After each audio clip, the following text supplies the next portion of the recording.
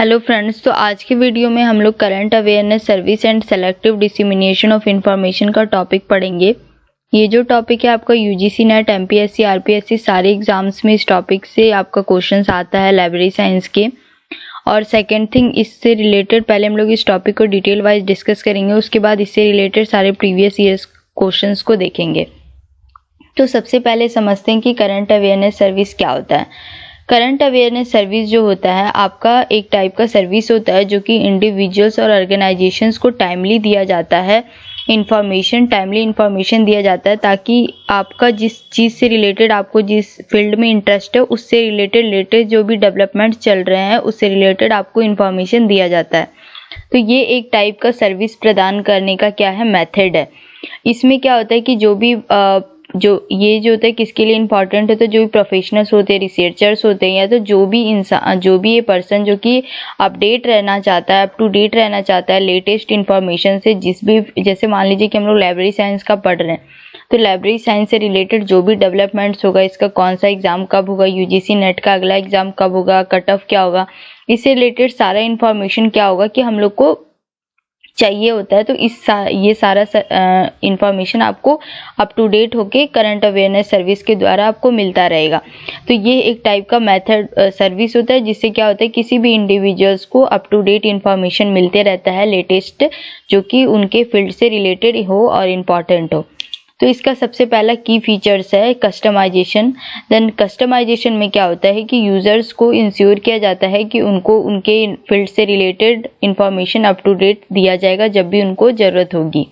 Regular updates जो होते हैं यूजर्स, उनको क्या किया जाता है, अपने इस सर्विस के द्वारा उनको रेगुलर अपडेट्स दिए जाते हैं, डेली या वीकली समरीज के तौर पे लेटेस्ट डेवलपमेंट का इंफॉर्मेशन दिया जाता है। फिर आता है आपका मल्टीपल कंटेंट सोर्सेस, या इसमें जो होता है इस सर्विस के माध्यम से जो भी आपको इन्फॉर्मेशन दिया जाता है वो इन्फॉर्मेशन बहुत सारे सोर्सेज से लिया जाता है, जैसे कि आपका चैनल्स हो गया, news articles, research publication, social media और अलग अलग प्लेटफॉर्म के जरिए क्या किया जाता है, इन्फॉर्मेशन लिया जाता है। अलर्ट्स एंड नोटिफिकेशन, इसमें क्या किया जाता है, आपको जो भी अपडेट्स आते हैं तो उसके लिए आपके फ़ोन में अलर्ट्स भी जारी किए जाते हैं, तो नोटिफिकेशंस आता है जिसके द्वारा क्या किया जाता है, आपको इन्फॉर्मेशन दिया जाता है। डाइवर्स कंटेंट टाइप, इसमें क्या होता है इस सर्विस के द्वारा कुछ एक रेंज का कंटेंट आपको दिया जाता है कि जिसमें कि आपका न्यूज़ आर्टिकल, ब्लॉग पोस्ट और आर्टिकल्स रहते हैं, जिसमें कि आपके फील्ड से ही रिलेटेड ही अलग अलग टाइप के आपको इन्फॉर्मेशन दिया जाएगा।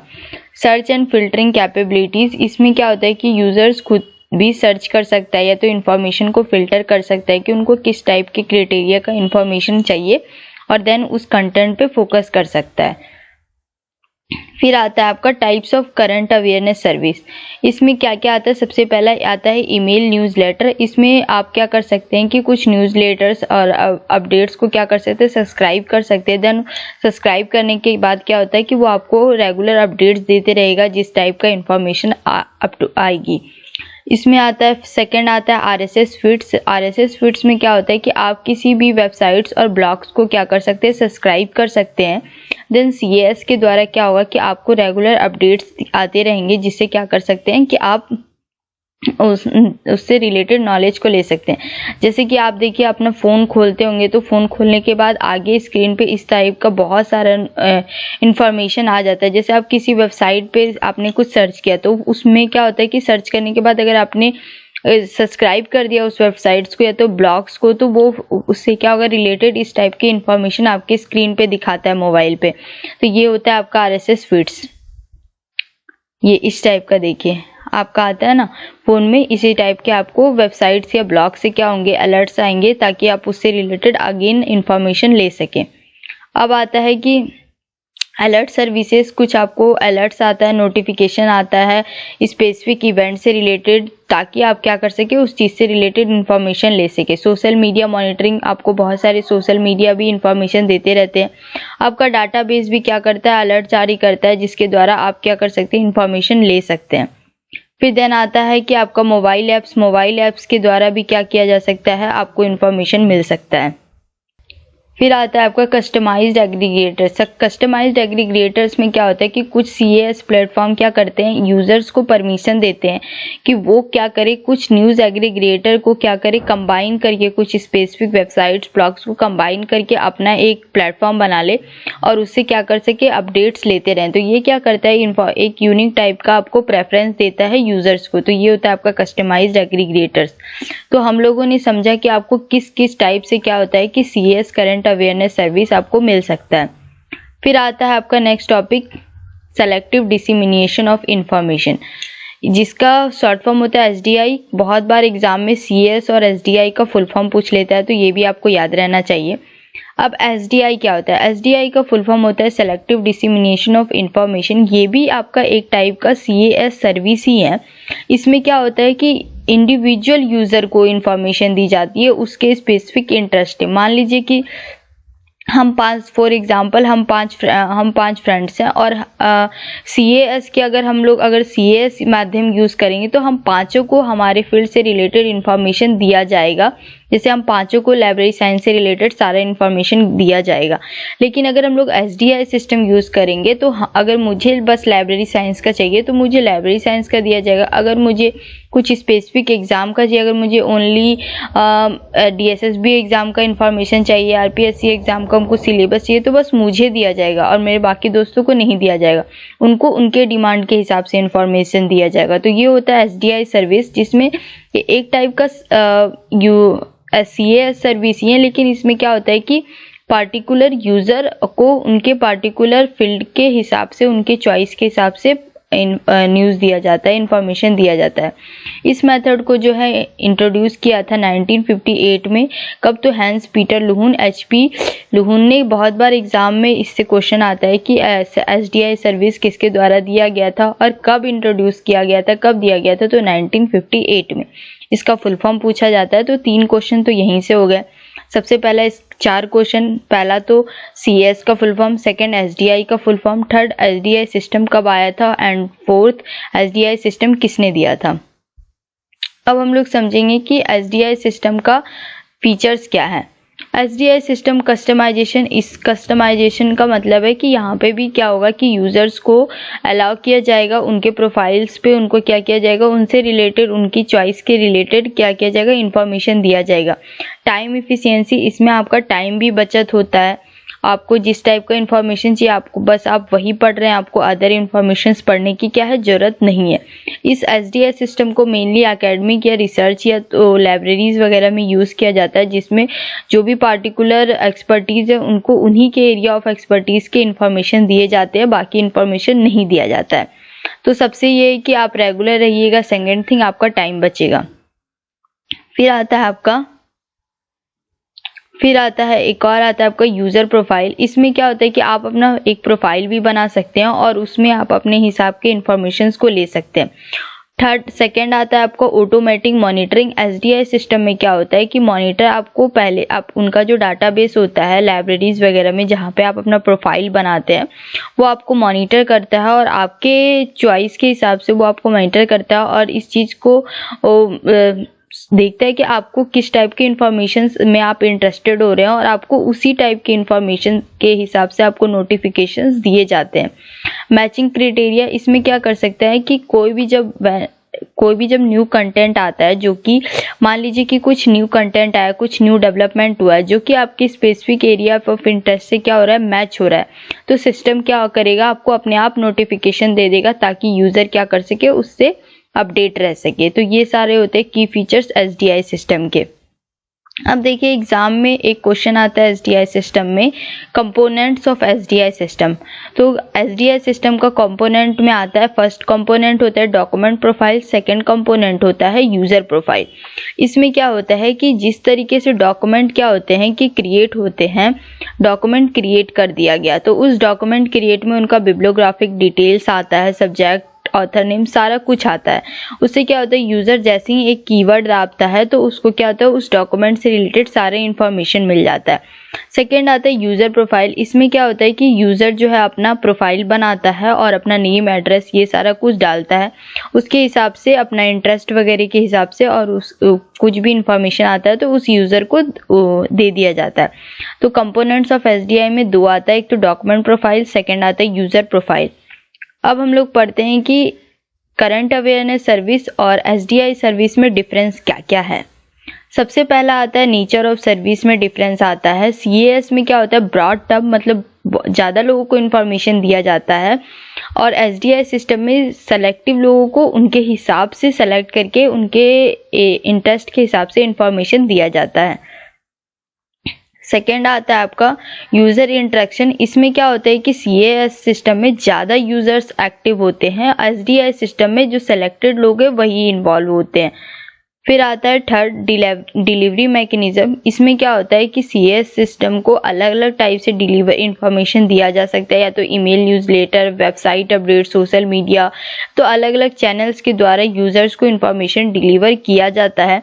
लेकिन एसडीआई सिस्टम में ऐसा नहीं होता है। एसडीआई सिस्टम में ऑटोमेटेड अलर्ट्स या नोटिफिकेशन सेंड किए जाते हैं डायरेक्टली यूजर्स को ही, और वो अपने मैचिंग क्राइटेरिया के हिसाब से उस इंफॉर्मेशन को लेते हैं।